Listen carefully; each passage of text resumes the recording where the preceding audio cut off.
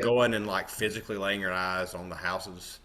making sure that there are actually people in them, and then when you get farther into it, talking with those residents, and like